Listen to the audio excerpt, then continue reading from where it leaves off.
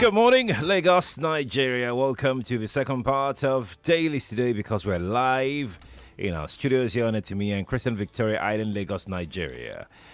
You can watch this show on Facebook and on YouTube, Nigeria Info 99.3. That's how you can locate us on Facebook and on YouTube. I'm Sheriff Quadry. And I'm Jimi Disu. Good morning. We get to it right away. Page 12 of the Punch newspaper is where we're starting from. NLC plans mass procession as Ajero honors police invitation. I don't know. This thing is getting a bit out of hand, and there's a complete lack of maturity on the part of the NLC, and they will debrand themselves. In all honesty, they've done that anyway. The NLC brand is no longer what it used to be at the days of Adams Oshomole. Whether you like Adams Oshomole or not, he had a more matured and centered attitude to these things. Ajero, as this is about the second or third time that he's had to get the NLC to call people out for something that is personal to him. What if in all this he has a question to answer? That's the question that I keep asking. Why don't we think things through before we do them? Why don't we think things through? His colleagues should have told him, and those who love him should have told him, go first and find out what the police want. And you are not above the law. You don't have any immunity. So I don't know what the whole fuss is about. Anyway, he's supposed to go there this morning, Abi. Today, yes. Hey, he will go and come back. Why are you calling out the planned mass procession? And look at what I saw here. NLC directs State Council to storm police commands. NUJ asked journalists in Abuja to converge on Force HQ. I'm disappointed at the NUJ for doing that. Yes, we must put things in a balance.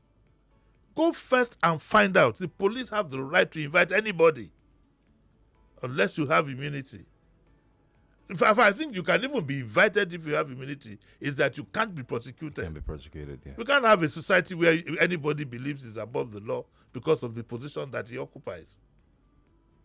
And one finds it very embarrassing. These things make it very difficult. On the day when you actually do need protests, by that time people will be battle weary. You have debranded everything and see where we are now. I'm so disappointed. They prevail on Nigerian government to end repression of that's another thing entirely. He has been invited for a specific charge. Go there and answer the charge. Be patient. Good luck to everybody. Let's go check out the editorial in the Punch. It reads, Fearless in October protests. Yes. There's something brewing that hasn't caught our attention as such yet. And let me read the first paragraph of this editorial. We'll bring it to bear on you.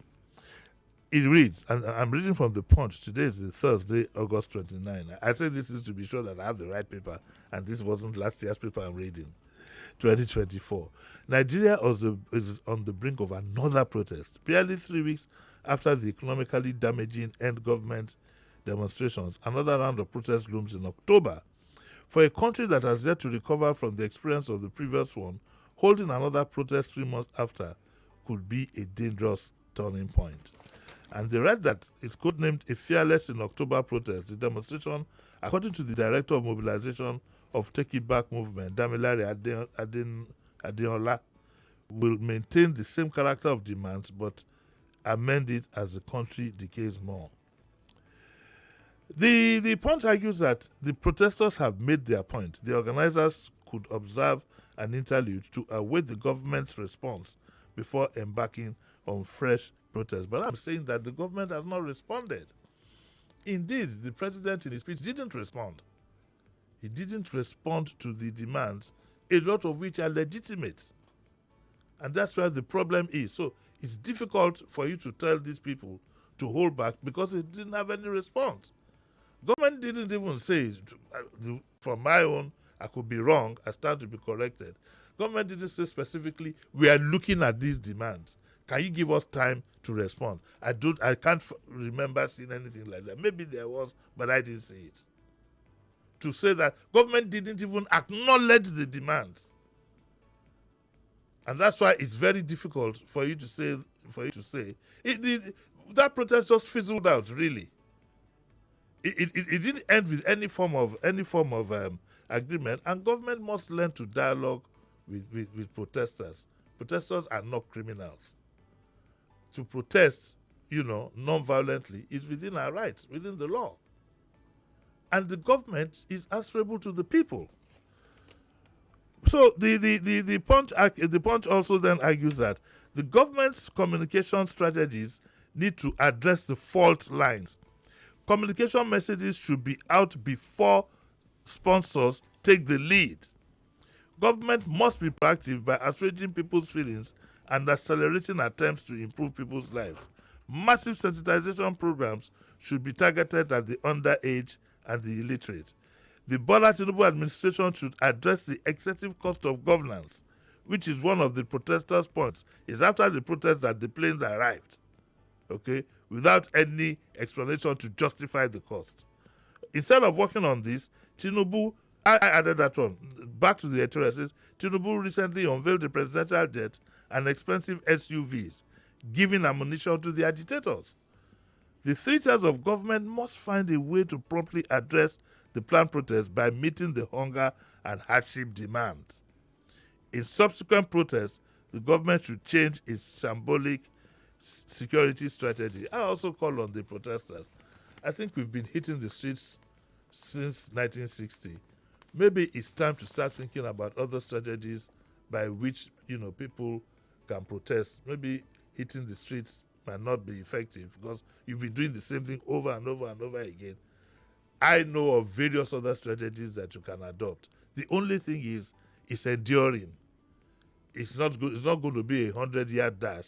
It's going to be a marathon. And that is the problem. Patience is one of the problems that we have as a people. Patience. Traditionally, a fella once said publicly, that in the past, I wasn't there, I wasn't born then, that in the past people even worship the god of patience. Patience is very crucial. That's what's happening to the NLC. The man has been invited. You are not patient enough to even go there and find out what it is. You're already hitting the streets, telling everybody to be at all the police commands. Who's going to take you serious in future? Anyway, that's where we are. That's what the editorial says. And with that, I will move on to the next story. I want to just read two comments. Permit me, sir. Yes. Mukaila says, government did address the demands of the protesters. One of their demands is to release Nnamdi Kanu. Do you abide to that? That's, how did they address that one? Well, Blair Anya says, federal government never acknowledged demands of agitators. They just point fingers, pay off whoever they can, and the security agencies will come out to claim non-existent sinister plots, same old tactics. One said they addressed, the other said they didn't address. Well, I don't know. The one that said the address, I don't know which country he's living in because the issue of Nnamdi Kanu never came up at all. At all. At all. So I don't At all. And Nnamdi Kanu hasn't been released. But that's what you get in the social media, really. You have to have some real good patience to understand, yes, because it's so easy for you to lose your temper with some of the things. Yeah. What has Nnamdi Kanu got to? Like, the man just wanted to bring the Nnamdi Kanu issue to the fore. That's what it is. It's good old tactics. You know how these things work. All right, let's go to the Daily Trust on page 13. So it says, but a judge urges Atiku to drop 2027 presidential bid. My big one, you fall my hand in this one. Chief Bode has a fixation on two things: that Atiku shouldn't be president, and also that the next president should come from the south. He should keep it personal. What should occupy Chief Bodejo's mind is how we can get good governance out of this government. And I remember him saying, I'm a good supporter of his, but the truth has to be told. When he was asked, he said we should be patient. We should give the government 1 year. It's 1 year now. Chief Bodejo is in the PDP. Ironically, he's also from the Southwest. We expect him to lead the demand from good governance, from the current, and leave the issue of it. Atiku hasn't said he's going to contest. It's none of our business. And if he contests, so be it. If we want, we vote for him. If we want, we don't vote for him. But as the leader, PDP, in the Southwest, we expect him to be in the forefront. He's been pussyfooting on that.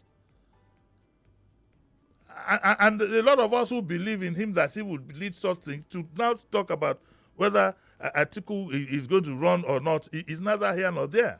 When we get to that bridge, you can cross it. That's the honest to God truth. When you get to that bridge, you can cross it. To now start saying that Atiku can't contest and that the next president must come from the South, is that a veiled support for the occupier of that seat that you haven't taken on as an opposition, to make sure and ensure we get good governance out of him? So I don't normally like to get involved in these personal things, but when it gets to, when it touches the raw nerve, you feel a bit disappointed. Our politicians should, for God's sake, think of our nation first at all times, especially in their public utterances, instead of their personal idiosyncrasies. And that's what I want to beg Chief Bode George, who is my very big egmont that I love so much. He knows that please, sir, we need your voice in the sufferings of the people. We need your voice to guide this government, to criticize them, to push them, to make sure that we have good governance, and leave Atiku alone. When you get to that bridge, then you can cross it. The party that you are in that would either produce Atiku or not, it needs complete reformation. That's a big problem to solve in the first place. And so, this story is in all the papers. And that's my plea with him. Some people will say, why didn't I call him privately? I'm not paid to call people privately. I'm called to bring issues to the fore in public. That's the job I'm here to do. Okay. Privately, if you know what is going on in my head privately, you probably threw me out of this. When I hear people say that, he's supporting this and supporting that, I just chuckle. My mind is someplace else. But this one is the job I have to do. Indeed. 7:43 Lagos. Good morning to you once again. You can watch this show on Facebook and on YouTube.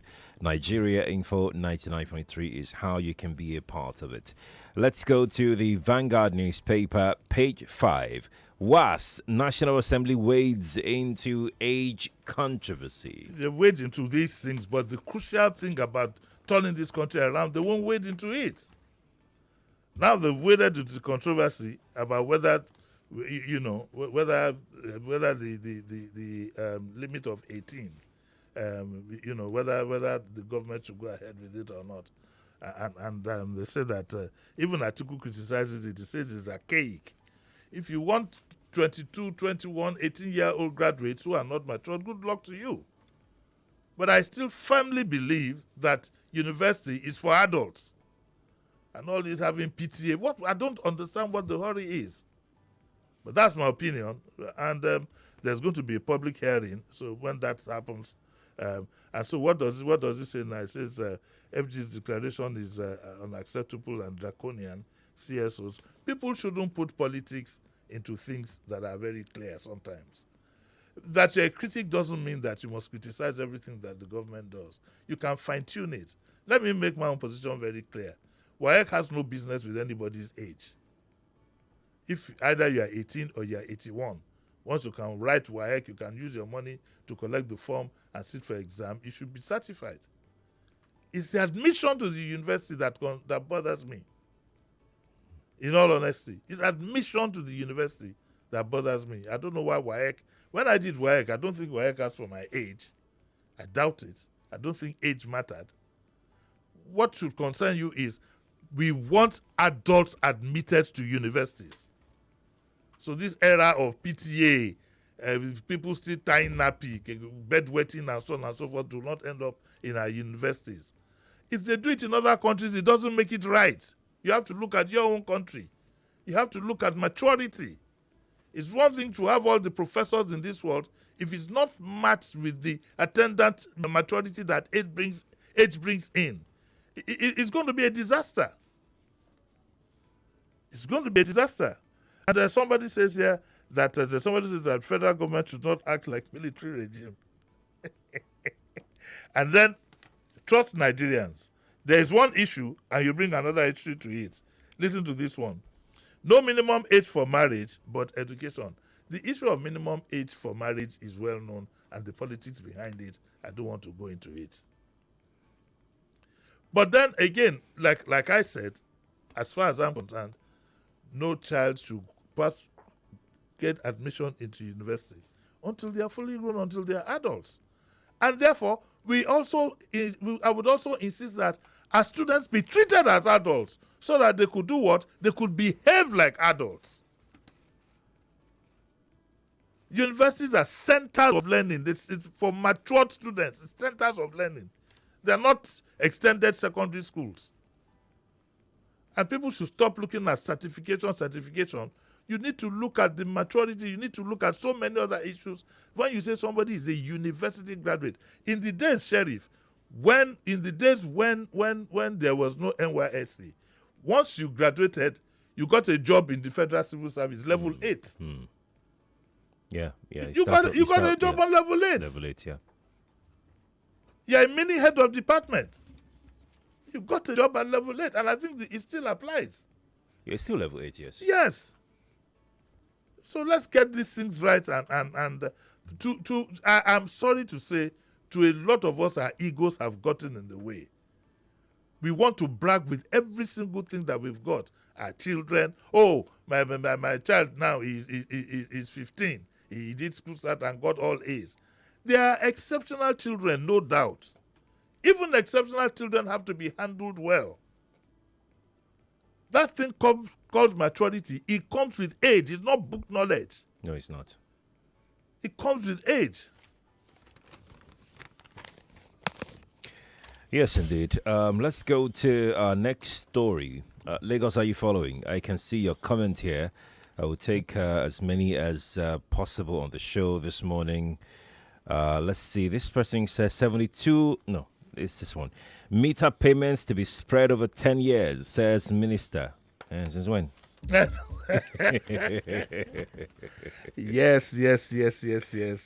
The Minister of Power, Mr. Adilabu, says that when the government starts procuring meters, we'll give it, I'm quoting him now, we'll give it to the customers, we'll deduct the money over 10 years, in which case you will not even feel it at all.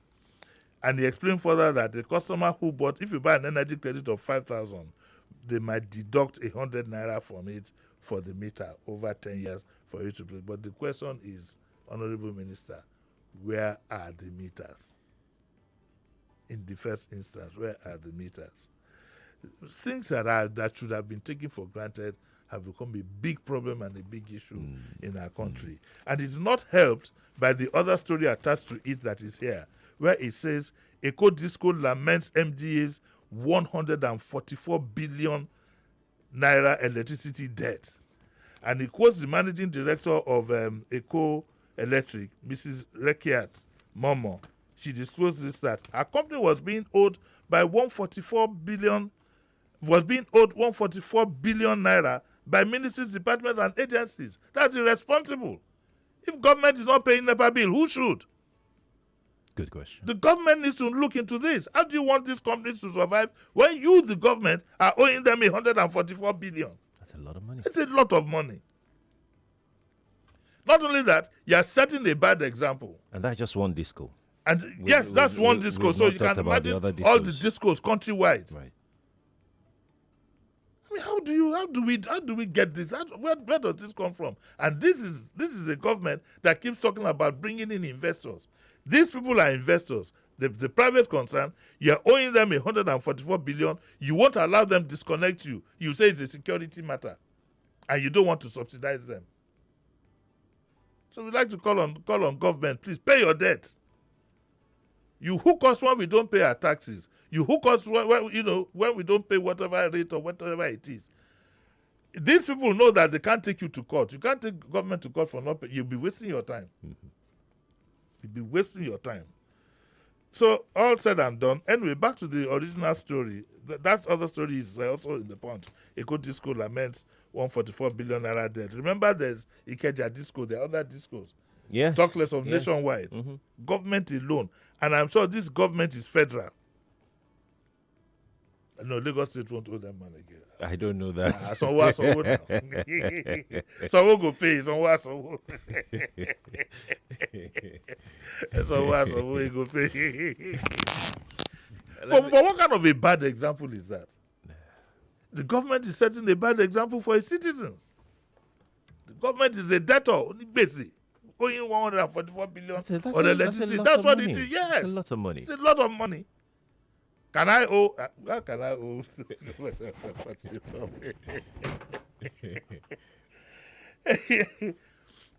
And you can't disconnect government. I think you can. I think they can. Well, go and disconnect Ojo cantonment. No, maybe not Ojo, of course, not Ojo. Not Ojo. Of course, not Ojo. Yeah. Yeah. Anyways, let's move on to our next story. Perhaps I should just take this Kingsley comment. Yes, Kingsley says, as regards the minimum wage into admittance into the university, I totally disagree with you, sir. A genius life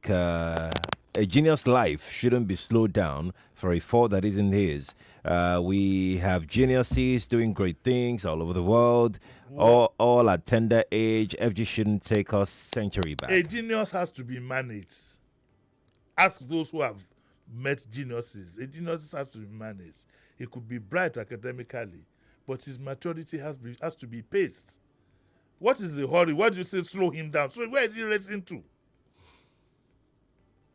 I don't understand all this. Where is he racing to? What we are saying is that we want only adults in universities. We don't want children. So that you don't need all this PTA. And have you ever heard of PTA in Cambridge University or Oxford University? In university, you are called Mr. You are treated as an adult. That's the first time in your life you'll be treated as an adult. It's true that our universities are up and coming. They've gone back. When I went to university, we were treated as adults. You had a cleaner attached to your room. You had this, you had that. So many things. And you were given responsibilities. I don't believe all this genius you want to. So what are you slowing who down? How? If you have a son who is a genius, for example, who did WAEC at 14, there are various ways you can keep him occupied till he's ready to go to university at 18. And those ones are far and between. A genius is what you call him a genius. How many geniuses do you have in a lifetime? Sheriff, how many? I was going to ask that what makes a kid a kid a genius anyway? Scoring a parallel. Yes. Even if you had all A's at 14, you still have to. In fact, you have a bigger problem managing that kid than an ordinary kid.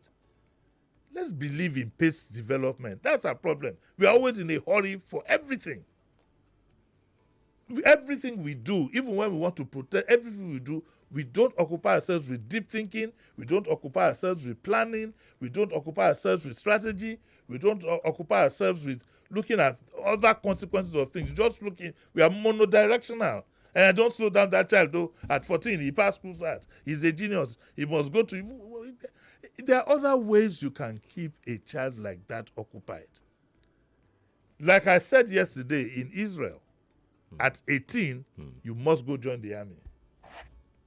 It's when you've served your country, you come back and go to university. See where Israel is, see where we are. See where we are. Because what has happened is, in this mad rush, there's been a lot of compromise. Everybody wants to have a star child. Do you understand what I'm saying? That's why I'm no longer bringing geniuses to say that, somebody got full A's at whatever. I've stopped that in my programming because parents now start pushing you. They push you, they push the children. Sometimes in doing so, you destroy these children, but you don't know when it manifests later on in life. Ask a child psychologist and they will tell you the truth about these things. Stop pushing your children. Like you always push your children, you say you must come first. No.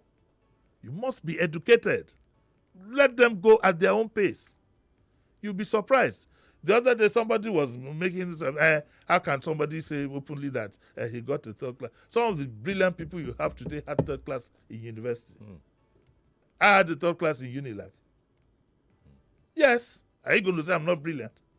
Of course you. Where's Shekar? What is all this? What is all We this? have to go. We must go now. We just need to get ourselves thinking. We must go now. I know that you are just getting started. I was not ready my engine. We must go now. Lagos, thank you so much. But he's back at 9 I'm for back at Daily 9, Digest. Thank you for tuning in. Thank you for watching. Kofi Bartels is next with Morning Crossfire. Stay with us, please.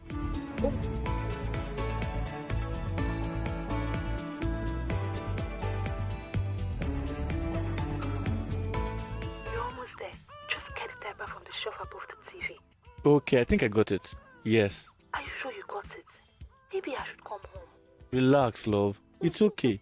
I fed him. He's smiling. I'm just happy you could stay on the call for this long. I hope I haven't finished your airtime. Oh, it's fine. I recharged using MTN Awo for you, and it gave me a whole 6 times airtime bonus, so we can talk as long as we want all day long. 99.3 Nigeria Info. We are more than just radio. Subscribe to our YouTube channel at Nigeria Info FM. Check us out on Facebook at Nigeria Info 99.3. Follow us on Twitter at Nigeria Info FM and on Instagram at Nigeria Info FM Lagos for live updates as it happens. 99.3 Nigeria Info. Let's